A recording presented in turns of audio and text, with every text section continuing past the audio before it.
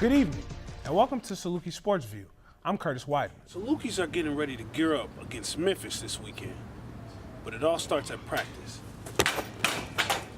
In their first tournament since October, the Saluki women's golf team finished in 5th place at the Battle of Boulders Creek. Southern finished 18 strokes behind first place Toledo and just 2 strokes behind Southern Utah.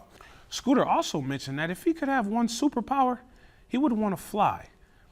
I mean, who wouldn't want to fly? I mean, it definitely beats traffic, you know, having to gas up your car and wait. Middleton with the steal with an alley-oop to a great slam dunk.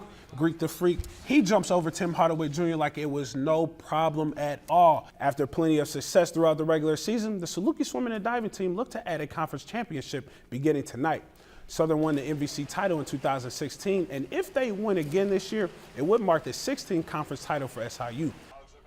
Baranski and Vermejan both played on the same club team in high school, while Massa started dreaming of the day that she would play at SIU at the age of 13. Andre Ingram, who has been in the G League for 10 years, was signed to the last 2 games of the seasons for the Lakers. The Saluki track and field team continues to dominate in competition and with awards.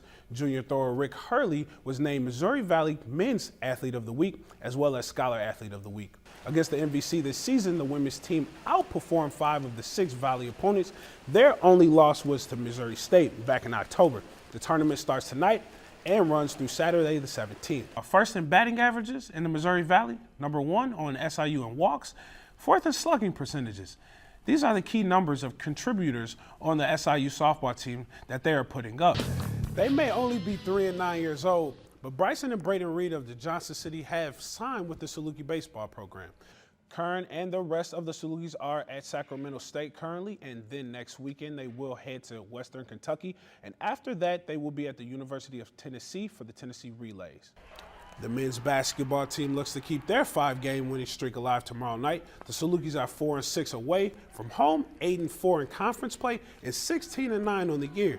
So talk about a little bit about the transition from high school to college, because we all know as athletes, you know, it can be, you know, a little hard to transition. Yeah. Saluki baseball hosted Eastern Illinois in a midweek battle.